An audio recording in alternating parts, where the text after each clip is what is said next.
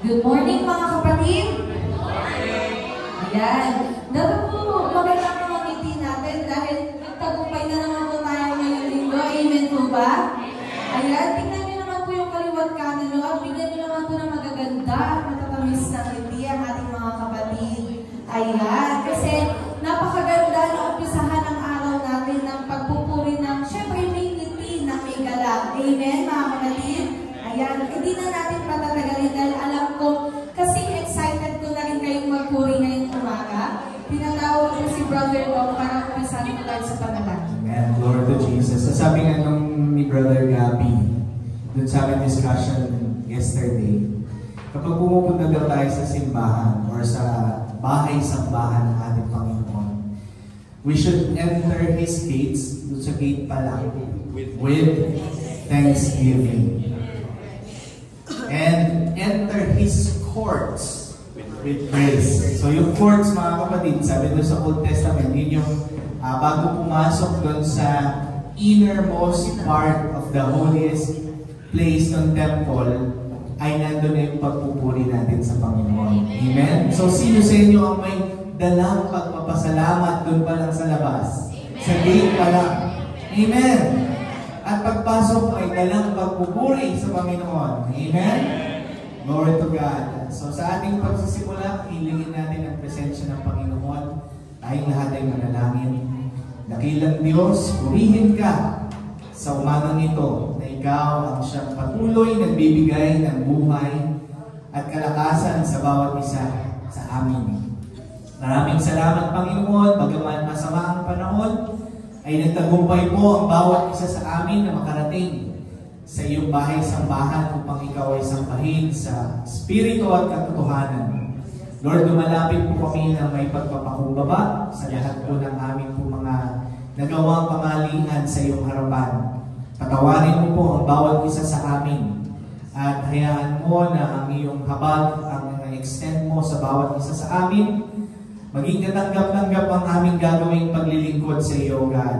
Aming pagpupuri, aming pagsamba, tanggapin mo po ito, Panginoon. At inihiling namin, Panginoon, na sa oras na ito, ang inyong pong banal na Espiritu ang siyang kumilos sa bawat bahagi ng aming pong gawain. Simula sa aming pong pagpupuri at pagsamba sa iyo, Panginoon, maramdaman namin ang iyong presensya, ang iyong banal na Espiritu ang kumilos, O God, hanggang sa aming pakikinig ng iyong banal na salita. Alisin po, Panginoon, ang lahat ng mga kaguluhan sa aming pong mga isipan at ganoon din sa aming mga puso, O God.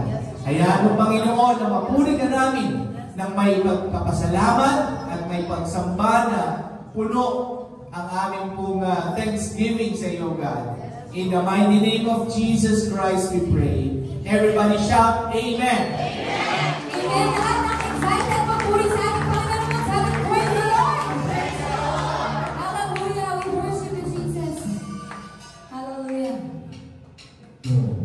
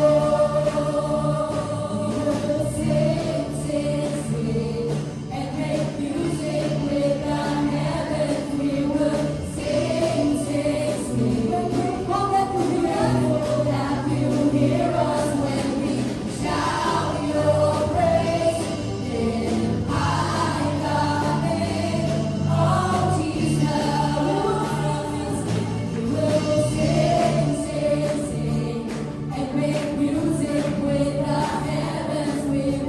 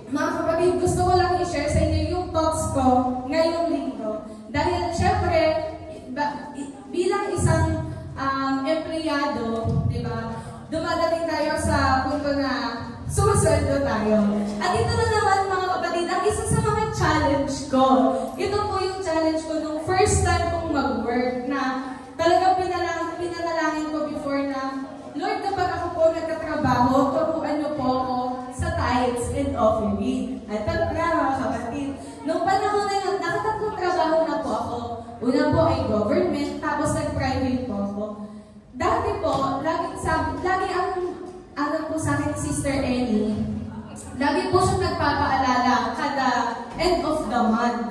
Ikaw ba ay nagtayo tights na. Siyempre, dahil sa hiya, sasabi ko, oo, kahit hindi. Sorry, Lord. Pero alam ko talaga na mali yun. Tapos dumating sa point, mga kapatid, ng pangalawang work ko, na dahil nga gusto ko mapag-aralan kung paano magbalik sa Panginoon, kung yung importansya ng tithes. Kasi, to be honest po, si Papa, si Brother Eden po, never ko pong in-expect kasi sa kanya na siya po yung mag-lead sa mga ganitong bagay sa bahay namin. At nung pangalawang work po, siya na po yung nagpapaalala sa akin. Dahil nga po maganda daw po yung trabaho ko ng pangalawa at maganda naman daw po yung sweldo ko, matutunan ko naman daw pong mag-tithes. Tinry ko naman, mga kapatid. Kaya lang, nung habang tinatry ko, mali ang pag-iisip ko noon, mga kapatid. Dahil sasabi ko, kada sa sahod, dati ko naman ako binabawas. Binabudget ko naman na. Kaya lang, ito sabi ko, Lord naman. Saan naman? Lord naman, babawas ka naman ko. Pero, sige naman, mali ang puso ko, mga kapatid, nung nagtatights ako. Kasi, mabigat sa loob ko na nagbibigay ako. Kaya dumating sa point na, hindi na naman ako nagbibigay nung pangalawang work ko. Ngayon, nasa pangatlong work ako, nung una, mga kapatid, nung dumating na po talaga yung pinaka-antay kong sweldo, kasi medyo nagtagal siya, sabi ko, ang una ko po talaga binawas, mga kapatid, ay yung tithes ko. Malaki po, mga kapatid, malaki ang bawas ng SSS sa benefits. Pero nakakatawa dahil nung unang beses po akong nagbigay, hindi po siya kasing bigat ng pagbibigay ko nung mga nakaraan. At talagang, sabi ko nga, kasi nakikita ko po kay Papa, nakikita ko po kay Brother Eden. Kasi, yung mga pinagdaanan ko kay Papa, sabihin natin, ang tatay ko po ay isang tagapag-alaga lang po ng baboy. At minsan po, pag minamalas, pag talagang nadapuan po ng ASF, talagang wash out po lahat ng baboy, wala po tayong kikitain. Minsan po, kahit 5,000, pinapakalusot na po na dun sa kumukuha ng baboy. Ibalik lang sa kanya. At mga kapatid, isipin niyo po, dun sa dami ng baboy na inaalagaan niya, sabihin natin minsan umabot ng 10, 12, 5,000 lang po ang kikitain niya kapag may ASF, nakukuha niya pa po magbigay, mag-tithes. Samantalang po ako, kumikita po ako ng every 2 weeks dahil may sweldo po ako, bakit nga hindi ko magawa? Kaya po, isa po talaga sa naging role model ko po talaga sa pagtatights po talaga is yung father ko po, which is si Brother Eden po. Kasi, yun nga po, pero sinabi ko kanina, hindi rin po talaga namin ini-expect na siya po talaga ang nag-lead sa amin sa mga bagay na ganito. At ang isa po kasi sabi sa akin ni Brother Eden, kapag magbibigay daw po kasi ako, huwag pa po ako mag-expect anything in return. And, ayun, dati naman po kasi yan, basta sabi ko, pag binigay ko naman ito, babalik din ko ni Lord eh. Minsan may mga ganun po akong mindset, which is alam ko kung mali talaga. Pero kaya po gusto kong i-share talaga, kasi iba yung pakiramdam ngayon na pag nagbibigay ako, pag binabalik ko talaga okay lang yung, yung ang anwalas ko na pagbukas ng wallet ko, yung mga ganyan. Kaya gusto ko po talaga i-share sa inyo na sobrang nagpapasalamat po ako unang-una sa Panginoon. Siyempre, dahil ginamit po niya, hindi lang po yung mga kapatiran natin, pero ginamit niya po malaking halimbawa sa harapan ko yung father ko po, pagdating po talaga sa pagbibigay. Dahil malayo po talaga sa utak ko na siya po talaga isang model sa mga ganitong bagay. Siyempre po, dati po, hindi naman po siya Christian. Siya po ay Catholic before.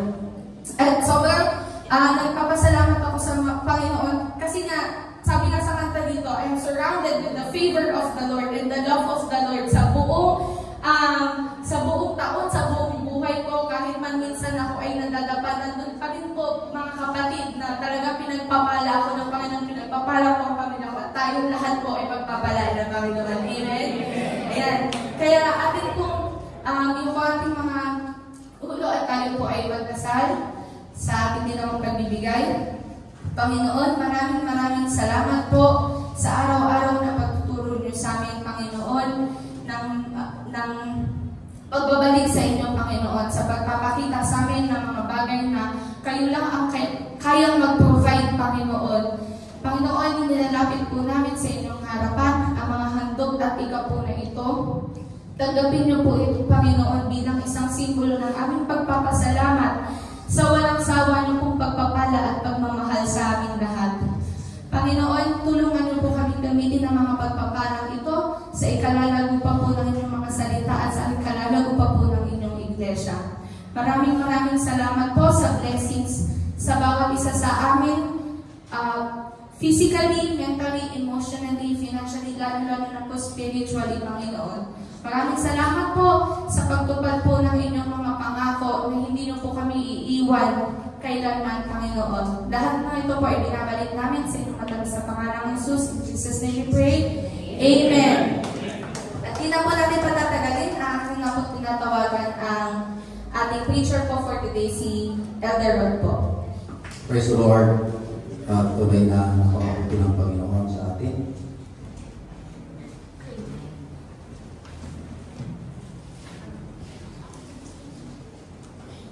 Tayo lahat tayo, tumayo mga kapatid, bilang pag-aaral sa ating mensahe. Babasahin po natin ang ating Pangulo na mensahe sa araw na ito. Buksan po natin sa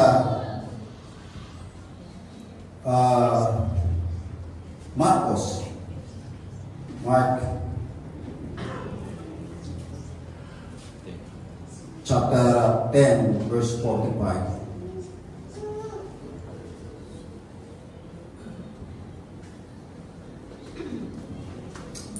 Okay, ang sabi po rito, for the Son of Man also came not to be ministered unto, but to minister and to give His life a ransom for many. Sa Tagalog po mga kapatid, sapagkat ang anak ng tao rin naman ay hindi naparito upang paglingkuran, kundi upang maglingkod at ibigay ang kanyang buhay sa pagtubos sa marami. Amang Banal sa langit, marami pong salamat sa araw na ito, Diyos, na muli mo kami pinagkalooban, pagkakataon pa, Panginoon, upang makapakinig ng iyong mga salita. Subalit, wala po kami magagawa sa aming mga sarili o Diyos, kaya minsan pa, magkaloob ka sa amin ng talinong karunungan. Ayan, Panginoon, na maunawaan namin na magbanal ang iyong mensahe sa araw na ito, Diyos. Ikaw ay siyang magpala hanggang sa aming pagtatapos. Ito po ang aming samong dalangin sa pangalan ni Jesucristo na aming tagapagligtas. Amen. Tayo lahat ay mga kapatid. At ako po ay nag-struggle sa mensahe nito. Mabigat po sa aking kalooban. At ako po ay nagbalak na humingi ng panalangin sa mga kapakumangaran dahil nga sa mensahe. Alam niyo, ang pangangaral linggo-linggo ay hindi laging may kasamang sermon kung sa Katoliko ay bumili. Ayan. Kung mapapansin po natin, bihira. Sa tagal ko na po nakikinig sa ating pastor, isang beses ko lang po siya napakita na yung mensahe niya may kasamang sermon. Mabigat po yung para sa aming mga kapatid. Ang laging mensahe napapakinggan po natin, yung tinatawag na Christian living. Kung paano kayo Kristiyano, pero yung pagsaway ay napakabigat. At alam ko naman mga kapatid na teachable tayong lahat. Di po ba? Okay, nagkakasunod tayo po. Para sa gano'n, walang iiyak. Uri ng Diyos. Now, ang ating mensahe mga kapatid sa umagang ito, ang sabi niya, how do I develop a servant heart? Paano ko mapapamulat ang puso ng isang lingkod o tagapaglingkod. Alam nyo, ang kaharian ng Diyos ay kumikilos ng iba kaysa sa atin. Amen. Naitanong na ba natin sa atin bilang Kristiyano mga kapatid, bakit tayo linalang ng Diyos? Amen. Dinalang ba tayo ng Diyos para paglingkuran siya?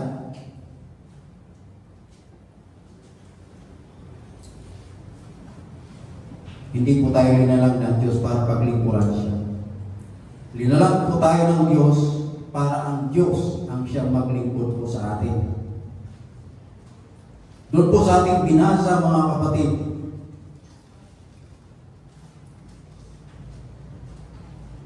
na ang anak ng tao ay hindi na parito upang paglingkuran, kundi upang maglingkod at ibigay ang kanyang buhay sa pagtubos ng marami. Kung naalala po ninyo ang unang tao na nilalang ng Diyos, si Adan at Eva, makikita po natin na simula doon ang Diyos ay naglilingkod sa kanyang nilalang. Bakit? Ilinagay siya sa napakagandang kalagayan.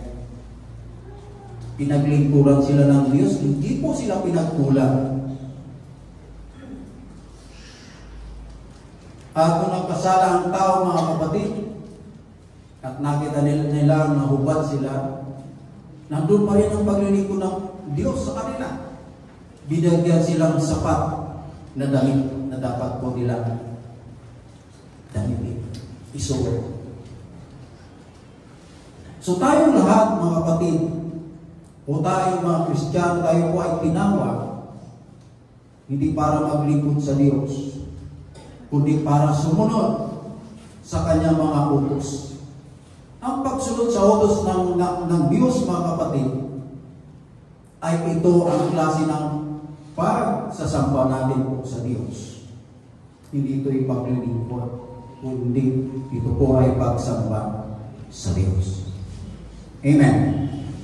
Now, dumating si Jesus bilang isang lingkod na nagbigay ng isang buhay na halimbawa para tularan natin kung paano natin paglingkuran ang iba. Amen. Ayon sa prinsipyo ng Diyos mga kapatid, kung gusto nating maging dakila sa kaharian ng Diyos, ay magkaroon tayo ng tinatawag na servant heart, at ito po ang susi upang tayo po ay magkaroon upang tayo po ay makasama ng Diyos hanggang sa kanyang pagdating. Amen. So ang kadakilaan sa kaharian ng Diyos mga kapatid ay hindi nagmumula sa pagiging makapangyarihan o pinupuri ng mga tao. Alam niyo, noong ang Panginoong Hesus ay magsimulang mangaral, unang bigkas ng kanyang bibig, tayo po ay mapagpakumbabang loob. Sabi niya sa Matthew chapter 5 verse 3, ang sabi niya, mapapala ang mga mapagkumbabang loob sapagkat kanila ang kaharian ng Diyos. Ngayon, bilang mananampalataya mga kapatid, dapat maging handa tayong maging lingkod ng lahat. At kung inanais po natin na maging dakila sa kaharian ng Diyos, dapat po na mayroon po tayong tinatawag na servant heart. Okay? Now, ang katanungan mga kapatid, paano po mapapaunlad ang puso ng isang lingkod? Una, kailangan po natin malaman mga kapatid at matutunan kung ano ang tagapaglingkod. Mayroon po mga kategorya mga kapatid. Una, siya nga pala. Ano po yung pagkakaiba ng alipin kaysa tagapaglingkod? Bagamat pareho silang tagapaglingkod mga kapatid, subalit may kategorya po sila. So ang alipin mga kapatid, kung mababasa po natin sa Old Testament, sila po yung naninilbihan na wala po silang kalayaan.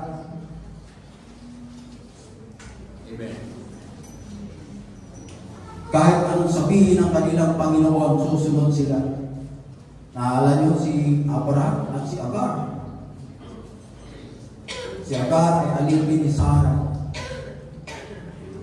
At kung mababasa niyo sa history, mga kapatid, ang mga alipin noon, pag namatay ang kanilang Panginoon, ay kasama silang ililibing na buhay. Basahin niyo ang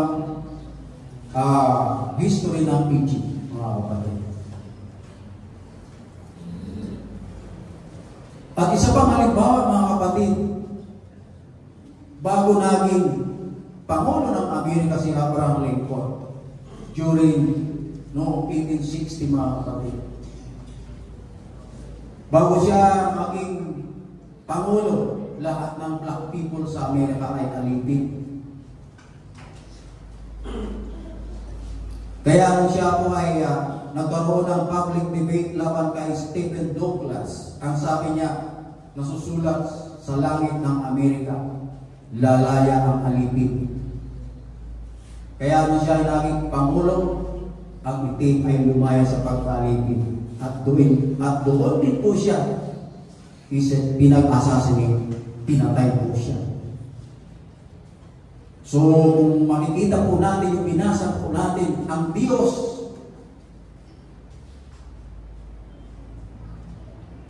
ibinigay ang sarili niyang anak hanggang kamatayan para tayo po ay paglingkuran. Amen. So, mayroon naman mga servant o tagapaglingkod na bayaran. Ito po yung empleyado o manggagawa at kapapa. So, naglilingkod po sila dahil may bayan. Okay? So, mayroon naman mga kapatid na servant o tagapaglingkod na voluntaryo. Silang naglilingkod. Yung pusa o voluntaryo na naglilingkod, ito po ang hinahanap ng Biblia. Ito yung mga tao na may servant heart. Na ito yung may mga pangako na ibinigay ang Diyos. Sabi niya sa Isaiah chapter 9 verse 19, ang sabi niya, kung kayo'y magkusa at mga masuri, kayo'y magsikain ng butil ng lupain.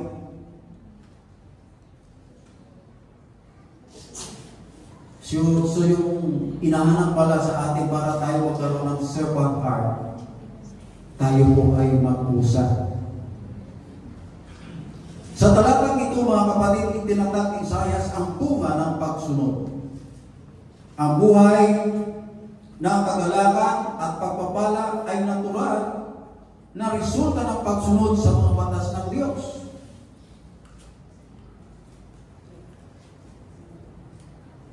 At hindi pagpapalain ng Diyos ang mga hindi gumagawa ng kanilang makakaya. So, kailangan pala talaga effort, mga kapatid. Now, dapat nating malaman na ang servant ay isang taong tumutugon sa pangangailangan ng iba. Ang tagapaglingkod ay isang individual na naglalagay ng kanilang sarili sa ilalim ng pagpapasakop sa iba na kusang loob. So, hindi po tayo makakapaglingkod sa iba kung hindi po kusang loob. Okay? Ngayon, sa Kristyanismo, mga kapatid, tinawag muna tayong magpasakop sa Diyos pagkatapos ay sa isa't isa. Sabi po sa Ephesians chapter 5 verse 21, na pasakop kayo sa isa't isa sa takot kay Kristo. So kapag naglilingkod po tayo sa iba, naglilingkod tayo mismo sa Panginoon. So, nalaman po natin kung ano ang tagapaglingkod ayon sa ibig ng Biblia. Ngayon po, ako po'y naniniwala na mayroon 5 mahalagang sangka para yumabong ang puso ng isang lingkod o tagapaglingkod. Una, gamitin si Jesus bilang iyong modelo. Dahil si Jesus ang pinakamadakilang lingkod sa lahat. Si Jesus ay naparito sa lupa bilang isang lingkod na may pangakong patuloy na maglilingkod. Alam niyo ba, kung nasa langit na tayo, maglilingkod tayo sa Diyos? Hindi. Tayo pa rin ang paglilingkuran ng Diyos. So iba ang anghel po, linalaw upang maglingkod sa Diyos. Pag tayo po ay nasa langit na, ang anghel ang siya maglilingkod po sa atin. Tayo po doon ayahay lang. Ayahayang buhay. Kasi sabi doon, papahiring ng Diyos ang lahat ng buhay. Wala nang pagdadalang hati doon na katulad ng nararanasan po natin dito sa sanglibutan.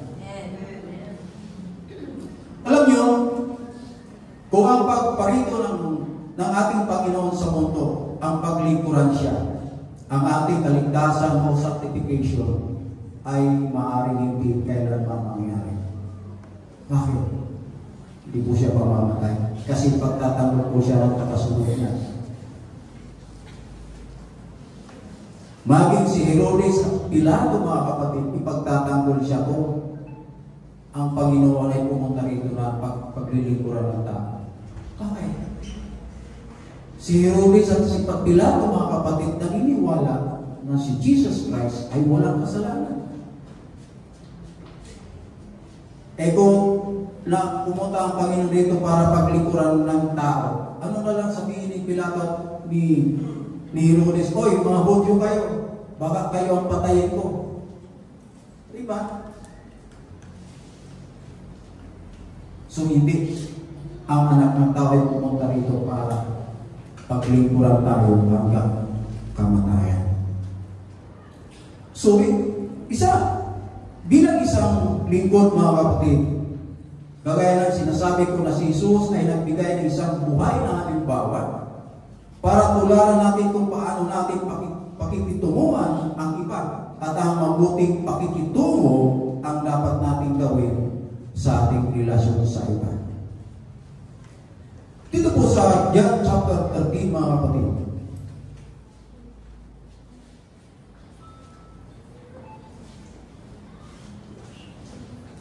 verse 12, sabi rito, "Kaya nang mahugasan niya ang kanilang mga paa at makuha ang kanyang mga damit at muling maupo, ay sinabi niya sa kanila, nalalaman ba ninyo kung ano ang ginawa ko sa inyo? Tinatawag niyo akong guro at Panginoon, at mabuti ang iyong sinasabi sapagkat ako nga. Kung ako nga na Panginoon at guro ay nagbugas ng inyong mga paa, kayo naman ay nararapat din mga bugasan ng mga paa ng isa't isa. Sapagkat kayo'y binigyan ko ng halimbawa upang gawin naman ninyo iyon sa ginawa ko sa inyo." So nung gabi, mga kapatid, bago siya mamatay, pinagsama-sama ni Jesus ang kanyang mga kaibigan, tagasunod, at hinugasan ang kanilang mga paa bilang isang simbolikong halimbawa kung paano sila dapat magpakumbaba habang pinararangalan at pinahalagaan ng iba. At pagkatapos ay inutusan niya silang maghugasan ng paa sa isa't isa. So upang linangin, mga kapatid, o paunlarin ang pusong lingkod, gagaya ng sinasabi ko, mga kapatid, na gayahin po natin si Jesus. Siya ang dakilang tagapaglingkod sa langit.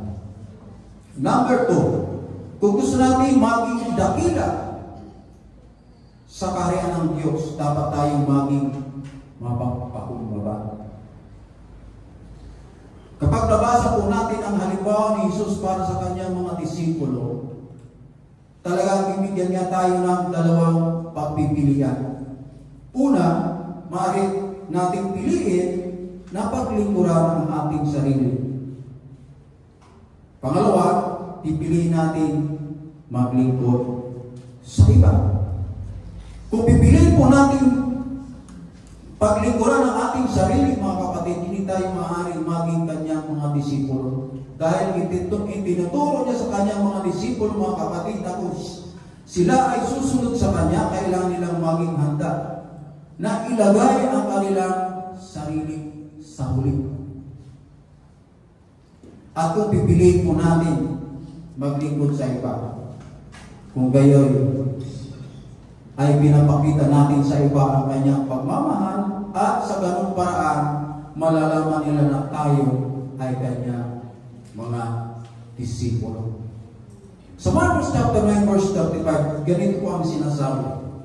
At siya'y naupo at tinawag ang 12 at sa kanila'y sinabi niya, kung sino man ang ibig na maging muna, ay siyang mahuhuli sa lahat ng lingkod ng lahat.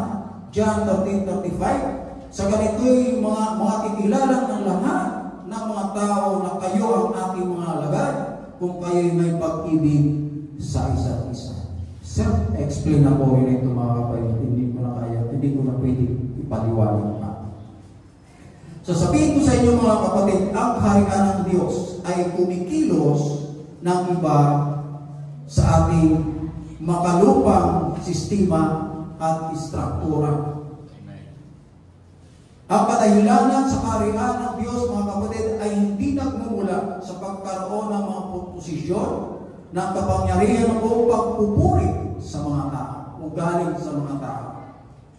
Ang Diyos ay higit na interesado, mga kapatid, sa puso ng isang tagapaglingkod o lingkod sa ating pag-uugali sa iba. Doon siya interesado. Now, ito ang mga kapatid. Kumusta ang relasyon mo sa iba? Purihin ang Panginoon. Marahil, sasabihin mo sa akin, maayos naman. Patunayan nga sweet na sweet ako sa ibang tao. Mabuti kung gano'n. Kumusta naman ang pakikitungo mo sa kapamilya mo, kaopisina mo, katrabaho mo. Alam niyo, ang tatlong ito, pamilya, kaopisina, katrabaho, sila po ang kasama mo araw-araw. Tayo po nag-ingit lang every Sunday, hindi po ba? Pero ang mga taong ito, mga kapatid na tinutukoy ko, ito po ang kasama mo araw-araw. Kumbaga, pamilyar kayo sa isa't isa. Kahit sa mga tao, paminsan-minsan mo lang nakikita. Amen. So, ang nangyayari mga kapatid, sweet na sweet ka sa ibang tao, paminsan sa mga tao, paminsan-minsan mo lang nakikita. Pero sa kapamilya mo, katrabaho mo, opisina mo, mahirap kang pakitunguhan.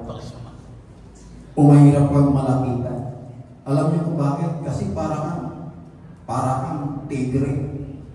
Yung laging naka-idol.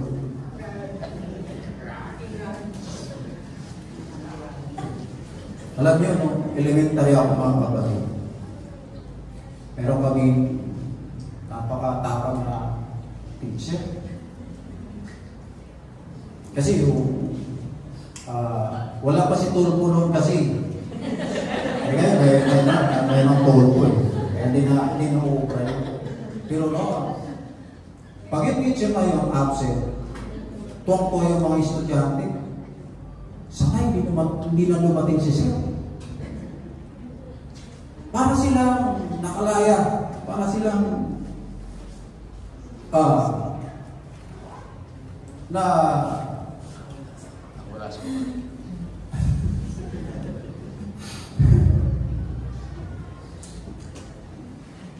ganun din tayo mga kapatid.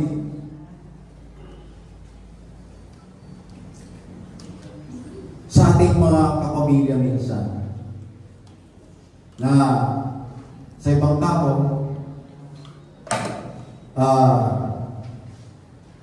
mabait tayo, pero sa loob ng pamilya matapang tayo. Naranasan ko yung mga kapatid, tatay ko. Sabi ng mga pinsan ko, swerte mo naman, yung bait-bait ng tatay mo. Kasi mabait sila sa kanila, yung mga pinsan ko, pero sa amin ang tapang.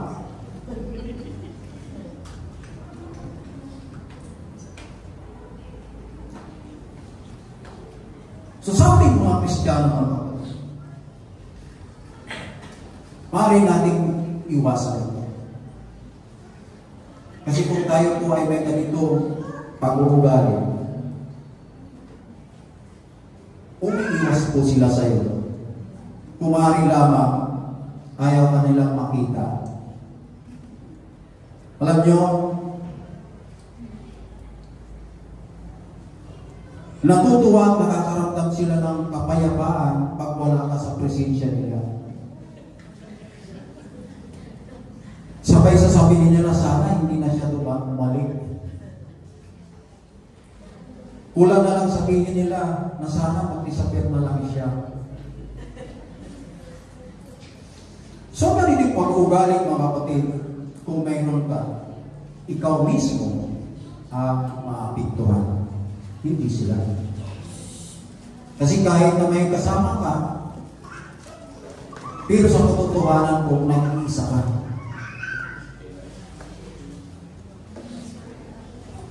May sinasabi ang wikang English mga kapatid. Ang sabi, no one is self-sufficient. Everyone relies on other. English yung mga kapatid. Ito ang ibig sabihin mga kapatid na no man is an island. So sa ugali mo na magaspang, na ginagawa mo sa sarili mo mga kapatid. Ito ang dahilan kung bakit walang tao gusto kang makasama. So mag-iisa ka talaga. Pero may sinasabi po sa Genesis chapter 2 verse 18. Ito po ay napakahalaga po sa ating bilang Kristiyano mga kapatid. At sabi niya, at sinabi ng Panginoon Diyos, hindi mabuti ang lalaki ay mag-isa. Siya'y ilalalang ko ng isa katulong. Ibig sabihin, hindi mabuti sa tao ang mag-isa. Ano ang pakahulugan na sinabi ng Panginoon na ilalalang ko ng isa katulong? Hindi po ito nangahulugan na katulong sa paglalaba, katulong sa pagluluto, katulong sa paglilinis ng bahay, katulong sa pag-aalaga ng bata. Hindi po ito ang ibig sabihin nito mga kapatid. So sabihin ko sa inyo mga kapatid, ang tao po ay kailangan ng lambing at paglalambingan. Right? Human need tenderness. English pa rin yung mga kapatid. May mga pagkataon sa ating buhay na kailangan natin ang kalingan, lambing at paglalambingan. Kaya lang nakakulungkot mga kapatid, hindi po natin ito makita o mararamdaman sa mga taong malapit sa atin sa kadahilanan hindi po maayos ang pakikito natin sa kanila. Ngayon, ang nangyayari dahil hindi ka makakuha ng lambing mula sa kanila, sa ibang tao ka nakahanap ng paglalambing. Kaya, ang nangyayari, sa ibang tao, sweet na sweet ka, pero sa kanila, parang secret. Ngayon, masasabi mo pa bilang alagad ni Kristo na mayroon kang servant heart o pusong tagapaglikod samantalang hindi maayos ang iyong pakikitungo sa iyong pamilya, trabaho, at mag-isipan. Ganon din sa mga kabataan, mga kapatid.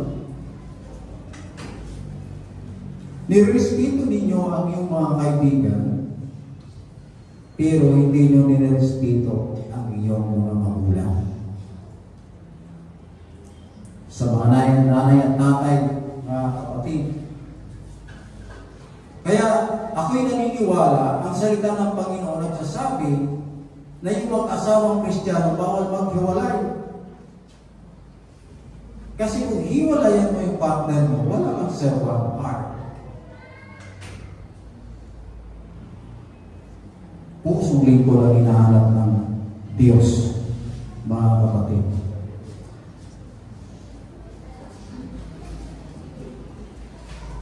Isa pa mga may lamang. Sa Matthew chapter 20 to 26 mga kapatid, sa inyo'y hindi magkakagayon, kundi ang sinumang mag-ibig na dumakila sa inyo ay magiging lingkod ninyo. Pero mga tao, mahilig magsisi. Alam niyo sa ako doon. Kasi, mayroon mga bagay, lalo na sa loob ng pamilya, sa tahanan namin, kung mayroon akong pinapagawa sa kanila, hindi nila makuha-kuha. O magawa naman nila, pero pampak. Ang sinasabi ko sa kanila, alam nyo, ang pagtatrabaho ay ginagamitan ng utak. Yan ang sinasabi ko lagi sa kanila. Mali pala yun. Kasi para sa akin mga kapatid, yung isang gawain na yun, napakasimple. Pero sa kanila, hirap sila.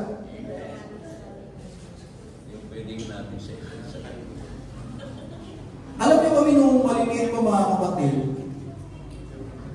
wala pang ventilador noon. Hindi pa uso. Ang uso ng kulambo. Maliliit kami. So pag natutulog, talaga may kulambo. Hindi pwedeng wala. Eh, papapakain ka lamok eh. Yung tatay ko, dahil maliliit pa kami, tuturuan kami tali ng kulambo. O, tingnan mo siya muna magtatali. Susunod na gabi, dapat, alam mo na yun.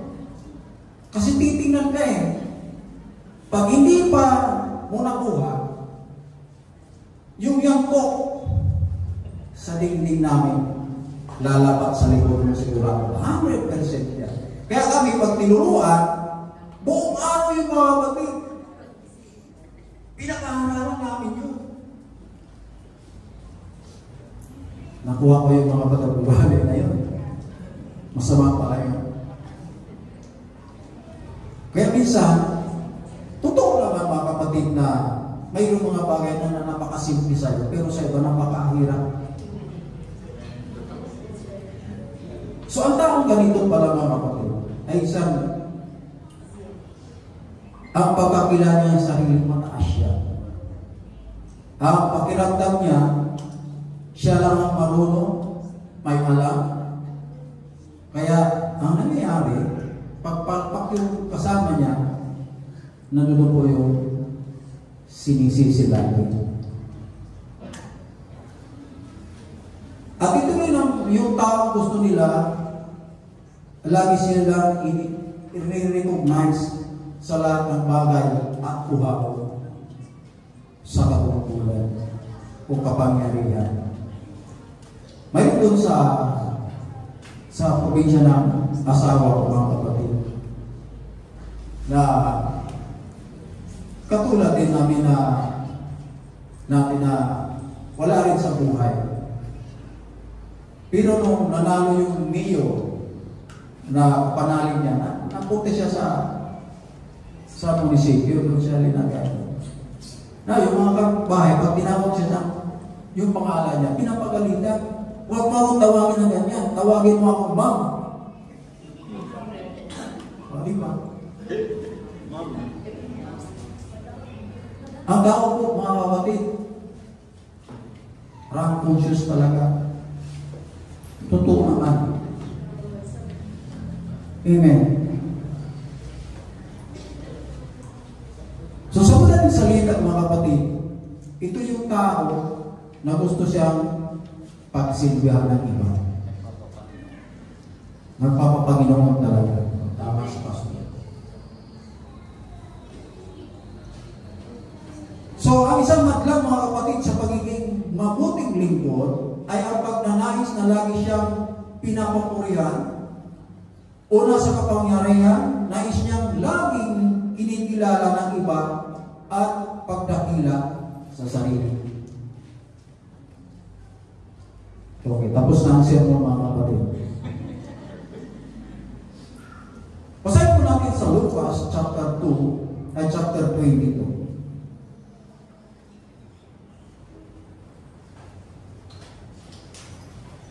Verse 24 hanggang 27. Ang sabi ko, at nagkaroon naman ng isang pagtatalo sa gitna nila.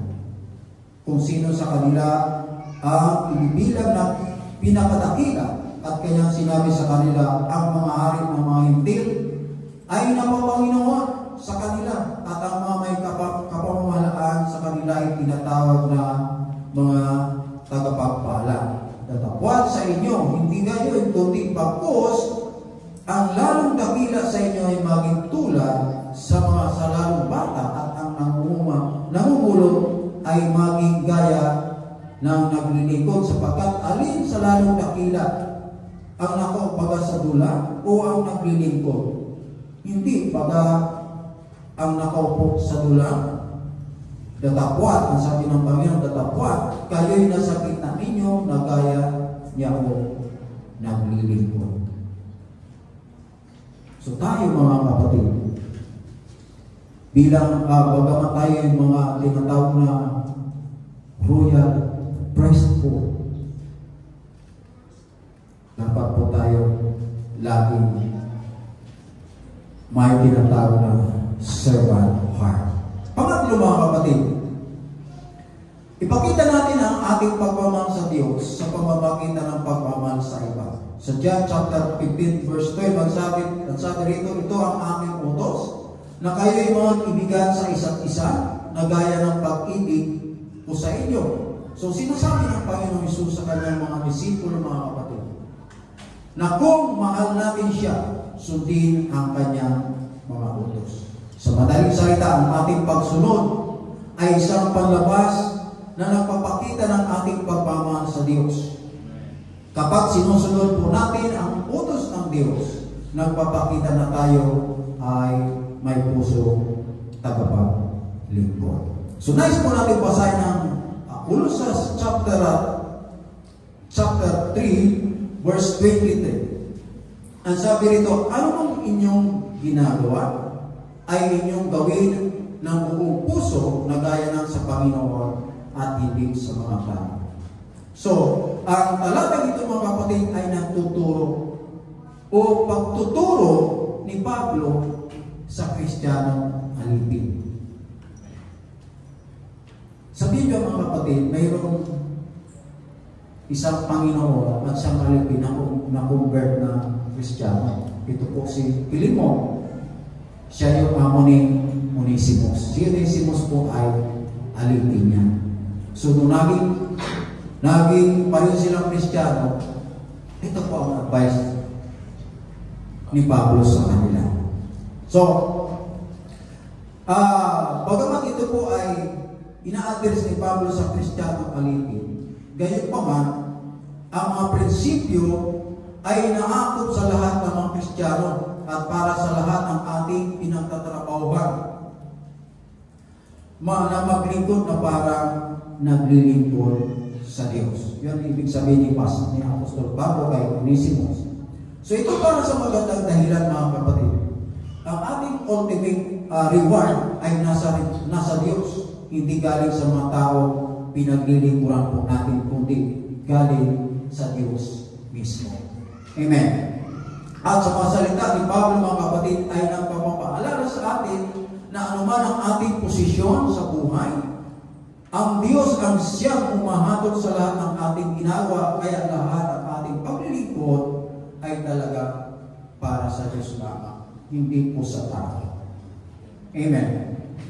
Pangapat, isipin po natin o isipin ng iba bago ang inyong sarili. Sa lipunan ngayon mga kapatid, nakapokus lang sila sa tinatawag na katuparan sa sarili. Yung tinatawag na self-fulfillment mga kapatid.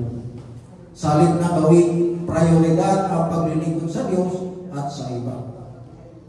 Alam niyo, ito po, hindi po naayon po sa Biblia. Amen.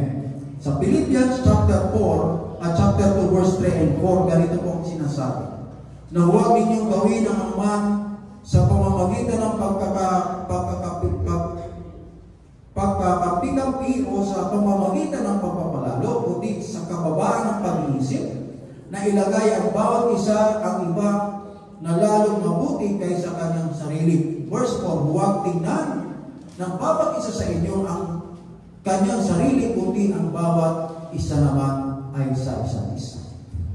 So ang modernong lipunan, mga kapatid, ay gumagawa ng isang lifestyle mula sa tinatawag na self-fulfillment o tulong sa sarili. Kaya ang iba, may sinasabi sila, kanya-kanya tayo, bahala ka sa sarili mo. Kung sa buhol, sino dito nakabuhol? Huwag na, magkatiso tayo. So, ang ganitong pangatwiran, mga kapatid, yung kanya-kanya, bahala ka sa buhay mo. Isang pangatwiran na hindi naayon sa Biblia. Dapat ang focus ng isang Kristiyano, mga kapatid, sa alin ay dapat nasa pagkilala at pagmamahal sa Diyos. Mula sa relasyon ito, mga kapatid. Ang paglilingkod sa iba ayon sa halimbawa ibinigay sa atin ng Panginoon Jesus. So ang paglilingkod sa iba ayon sa halimbawa mayroon tayo kay Jesus ay isang katangian ng pagkakaroon ng puso tagapaglingkod o lingkod.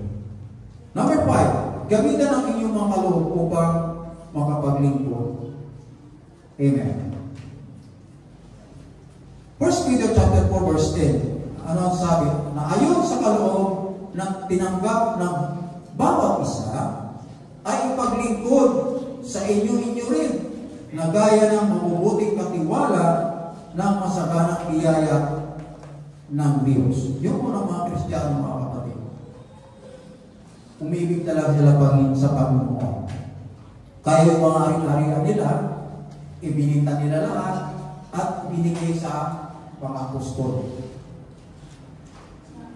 At yung mga apostol naman, pinahagi yun ng pantay-pantay. Hindi po natin i-require yan na ibita na rin yung pag-aari at bigay natin kay pastor.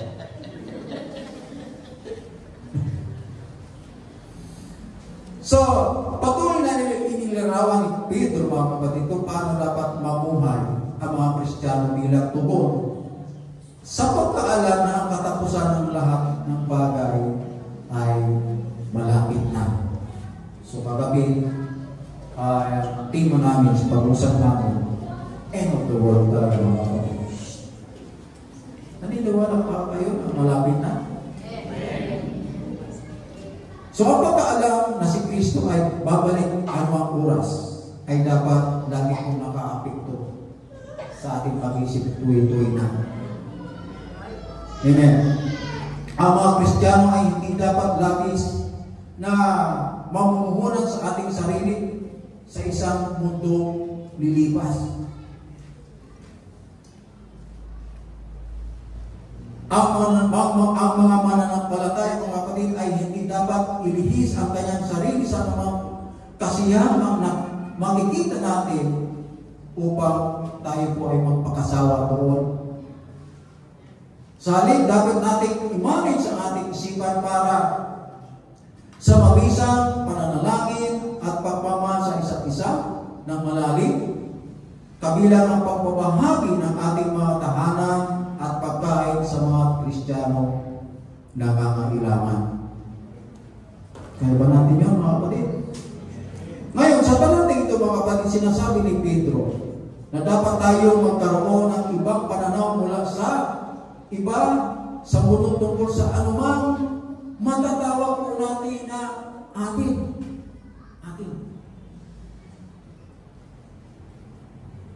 Una, ipinapahiwatig ni Pedro na dapat natin tingnan ang anumang mayroon tayo bilang isang regalo mula sa Diyos. After all, wala tayong anumang bagay na hindi ibinigay sa atin ng Diyos. Sabi sa James chapter 1 verse 17, every good gift And every perfect gift is from above, coming down from the Father of light. So, kailangan mga kapatid, dapat natin tingnan kung ano ang ibinigay sa atin bilang isang pagkakataon para maglingkod sa ating ibang mga kapatid.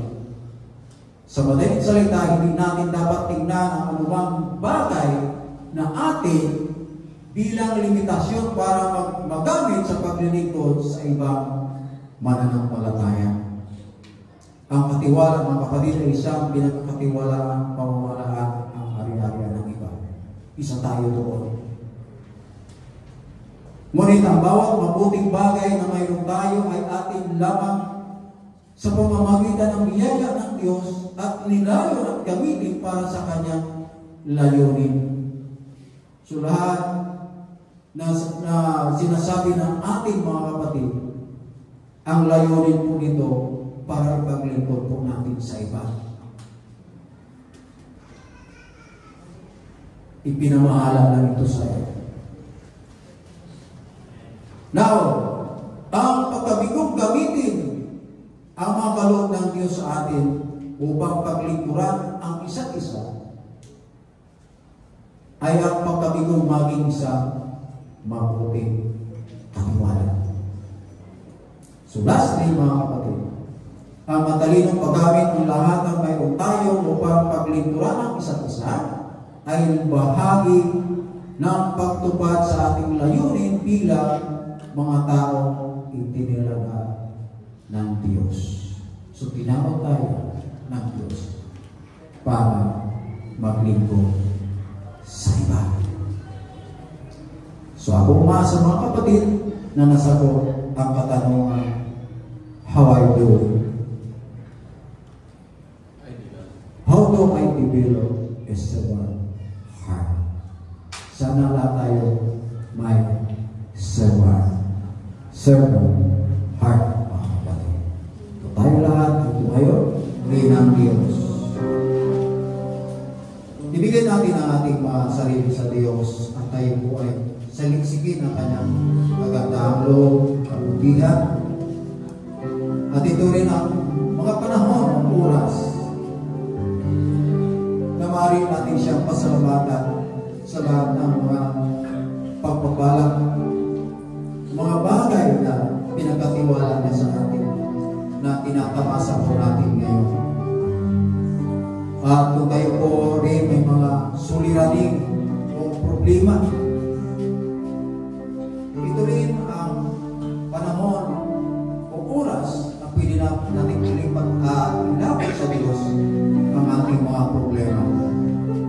Alam ko po na ang Diyos ay nandiyan dyan para pagaanin ang ating mga problema.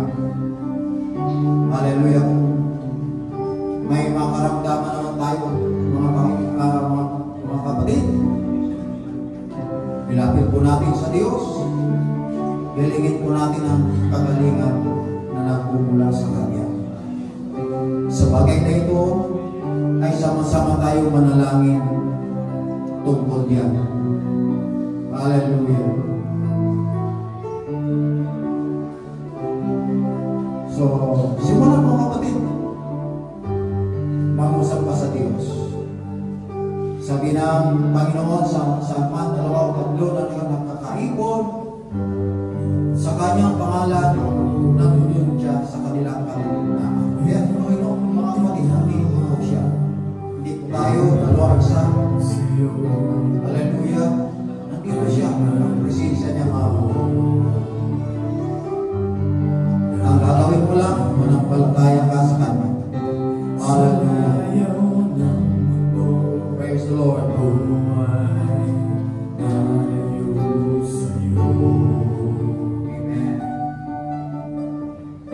Sa aking pag-isip, isip ko ay ito.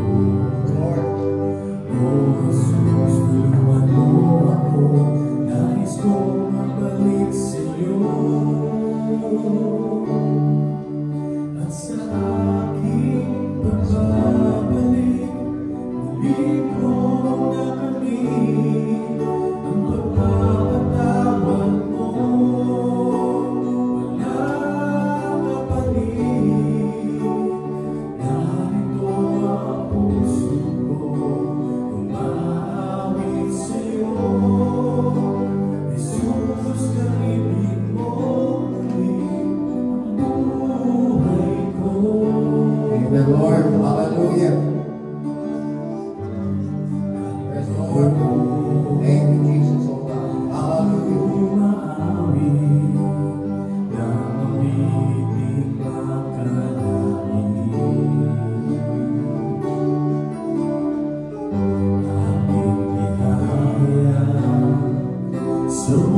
kong daigdig ang kadakilaan ng iyong pag-ibig.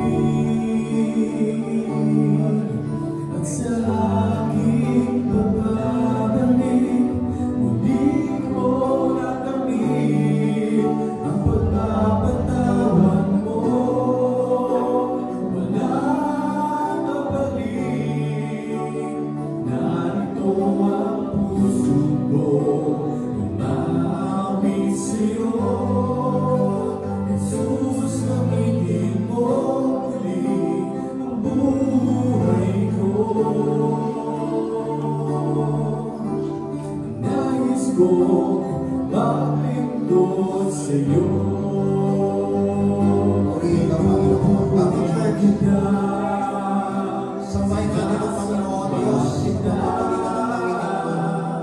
Hallelujah. mahal kita, aking Panginoon. Minamahal kita, sinasamba kita, o aking Jesus. Pinupuri kita, sinasamba kita, minamahal kita, aking Panginoon. Minamahal kita, sinasamba kita, o aking Jesus.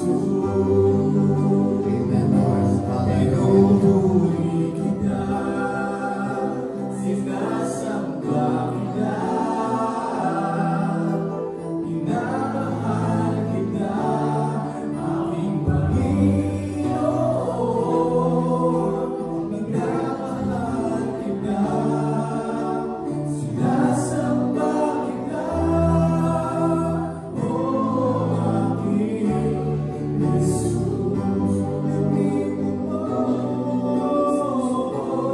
aking Jesus. Gamitin mo, aking